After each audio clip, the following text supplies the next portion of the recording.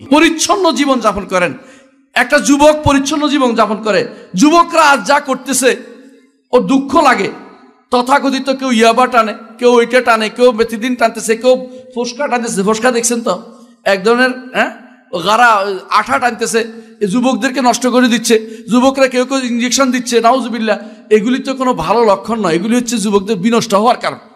যুবকরা নষ্ট হবে এই কারণে যে আল্লাহর ইবাদত থাকলে নষ্ট হবে না। আল্লাহর ইবাদত থাকলে যুবকরা কোনোদিন নষ্ট হবে না, কিন্তু আল্লাহর ইবাদতে না থাকার নষ্টটা হয়ে যাবে।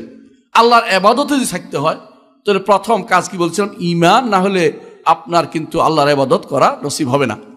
ঈমান থাকতেই হবে। ঈমান যদি একটু নিয়ে যেতে পারেন, আপনি একটু ঈমান নিয়ে যদি কোনো ওই পারে যেতে পারেন, একটু ঈমান নিয়ে যদি কোনো মরতে পারেন, তো আপনি কিন্তু অন্তত চিরস্থায়ী দুর্ভাগা হওয়া থেকে বেঁচে যাবেন। পরিচ্ছন্ন জীবন যাপন করেন।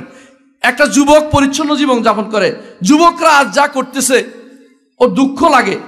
তথাকথিত কেউ ইয়াবা টানে, কেউ ওইটা টানে, কেউ বেতিদিন টানতেছে, কেউ ফোসকা টানতেছে। ফোসকা দেখছেন তো, এক ধরনের গাড়া আঠা টানতেছে, যুবকদেরকে নষ্ট করে দিচ্ছে। যুবকরা কেউ কেউ ইঞ্জেকশন দিচ্ছে, নাউজুবিল্লাহ। এগুলি তো কোনো ভালো লক্ষণ নয়, এগুলি হচ্ছে যুবকদের বিনষ্ট হওয়ার কারণ। যুবকরা নষ্ট হবে এই কারণে যে আল্লাহর ইবাদত থাকলে নষ্ট হবে না।